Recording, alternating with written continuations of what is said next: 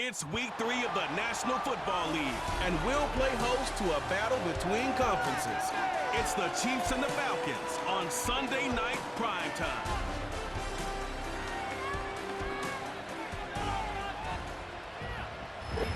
First opened in 2017. Here's a look inside the one-of-a-kind setting for football.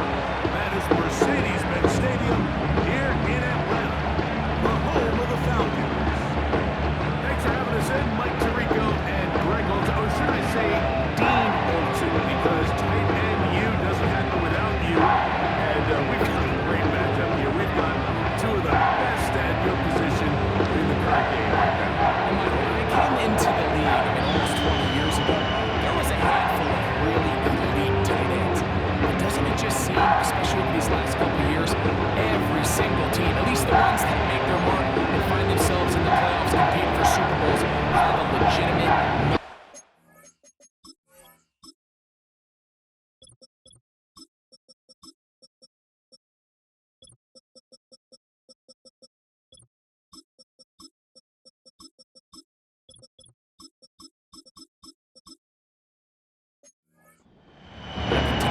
It almost feels like if you don't have a tight end, your offense is missing a key piece. I know I'm biased, but at tight end U, man, we make no mistake about it. We think we are the most important position in football, and you're not going to convince me otherwise.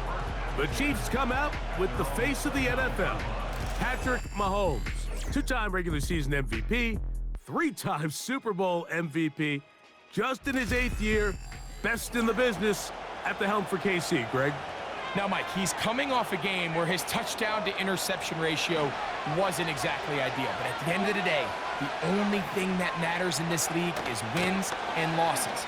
He was able to escape with the win, and that's all that matters when it's all said and done. But having said that, he has to play a cleaner game, not only today, but going forward if his team ever wants to get to the level that they think they can play at. Here's 2nd and 2.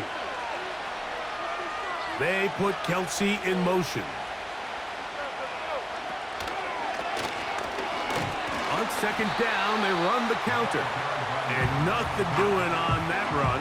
He'll get back to the line of scrimmage, nothing more. We have an early 3rd down coming up.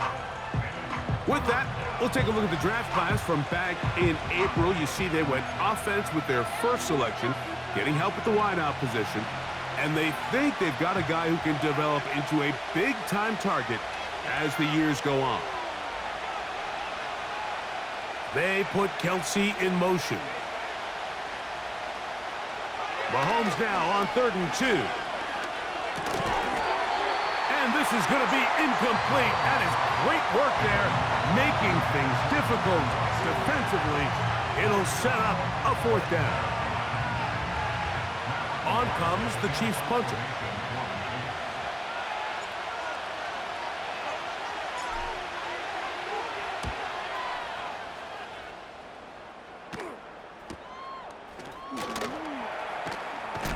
And he's going to be hit and dropped right away. That's great coverage there.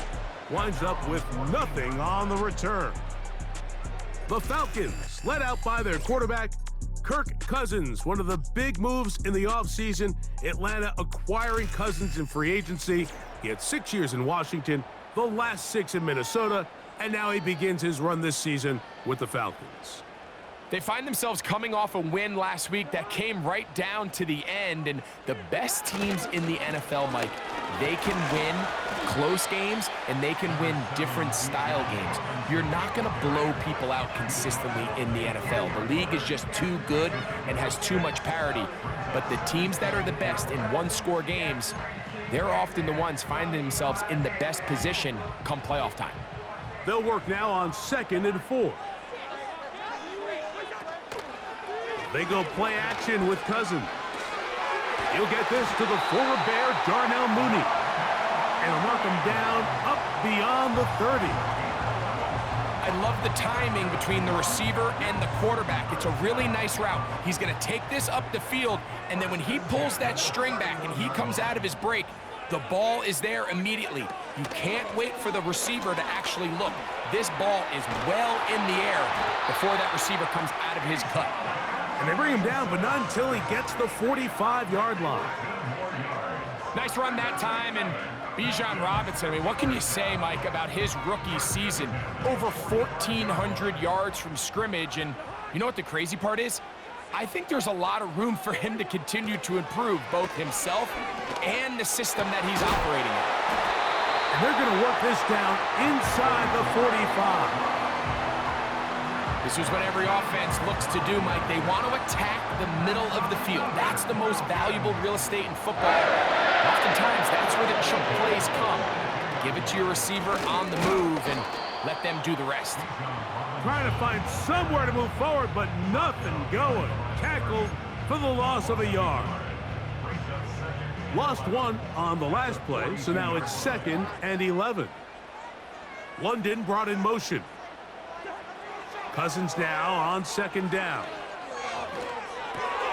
Complete. Former first-round pick Drake London with the catch. And they'll get about 8 out of that one, but still a little work to do now on 3rd down. The drag route is certainly not the most complicated route on the route tree, but a really nice job there using the scheme to create separation. He did a really nice job there working across the middle of the field as he made himself open. And on 3rd down, that ball incomplete. We're starting to see a lot of this on 3rd down, Mike, where they're going to rely on the run after catch to pick up these 3rd down conversions. So you know what that depends on? You have to actually complete the ball, and in this case, it falls incomplete, brings up 4th down. He's got his tight end. That's Pitts. And he's going to have a Falcons 1st down. They wind up with a gain of 11 on 4th down. Mike, I can't tell you how many corner routes I caught throughout my career, and there's really an art to it. At the top of the break, you have to give the quarterback what they call an indicator step. That's your cut where you set your angle, and then once that ball's out, go chase it down, and in this case, he's able to pick up the 1st down. Justin Reed that time with the tight coverage and the good hands. So, of course, you prefer to connect on that throw, but think about it like this, Mike. The more they continue to test this defense downfield, the more it's going to open up some of those shorter passes underneath. He tried to fit in the slant, and it was intercepted. Picked off by Jalen Watson. And the Chiefs will take over here just shy of the 30. Well, we're getting a little test here early, Mike, to see just how easy is this team to wrap. Didn't look like they were able to get through that opening script that they had worked on all week. So I'm going to be curious on this next drive. Do they stick to the plan? Do they pick up where they left off? Or is there a little bit of a reaction, or dare I say panic, to come out and make some adjustments in response to that early interception? The Chiefs offense ready now for their 2nd drive. They'll search for the first points of this game as they begin the drive on 1st and 10. And the D closes quickly. He stopped after a gain of a yard. Hayden Ellis in on that stop. Here's 2nd and 9. Throwing from the gun. Here's Patrick. That's caught. Travis Kelce. And it'll be taken down, but it takes them across midfield down to the 40-yard line. Nice job there by Kelce moving the chains, and to think he's in his 12th season, Mike, and he's able to continue to produce at such a high level. You can make an argument he's one of the most popular guys in the entire league, and he's still one of the best players regardless of position. They'll come up 1st and 10 at the 40. Lone back in the backfield. He'll get the carry here. And a good job following his blockers. A gain of 7. It'll be 2nd down.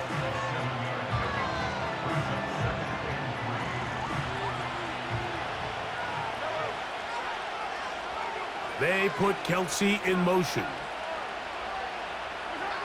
Mahomes now to throw on 2nd down. That's to the rookie first-round pick, Xavier Worthy. Really nice play there by Xavier Worthy, and if I'm a defensive coordinator around the league and I'm thinking to myself, Mike, how do I stop this Chiefs offense? How do I stop Mahomes and Kelce? Well, they just add the wide receiver that has the fastest 40-yard dash time in the history of the NFL Combine. I mean, the ability to take the top off, the ability to make those secondary players play that much deeper and open up everything else underneath.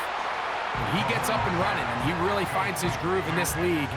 This scary offense just got a little bit scarier.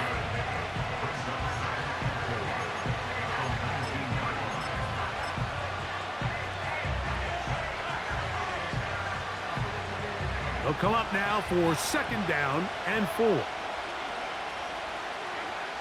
Out of the gun, here's Mahomes. Into the hands of Juju. And he'll be taken down. The gain is 6, and it's a new set of downs. He picked up the 1st down. Really nice job here by the quarterback, not only getting outside the pocket, buying more time for his receivers, but then finding a man open who's able to pick up enough to move the chains. On the ground, here's Samaje Perine. And the defense all over this one. They knock him down, it'll go down as a loss of 2. You have to wonder if next time does the play caller give his quarterback some options to check out of this play. It was clear before the ball was snapped. This was not a great look for that play call, and you can see the end result. Now he'll run it. The key to a good quarterback scramble, Mike, is knowing when it's time to go from a thrower to a runner, and that's exactly what we saw here. Doesn't get the 1st down, but he's able to pick up some really positive yards and then get out of bounds.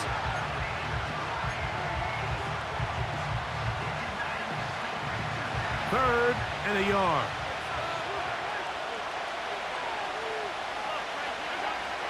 From the shotgun, it's Mahomes.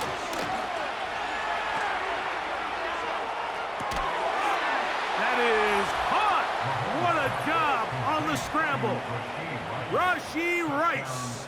Touchdown, Kansas City. It's his 3rd touchdown on the year. But you think back to their first possession of this game, Mike, it resulted in a punt. Not exactly the fast start the coaches told us was so important as this game unfolds. They get the ball back for possession 2. Now they try to find some rhythm, find their identity of the game plan, and they come away with 6. So that's how you bounce back in this league. It's not always going to be perfect.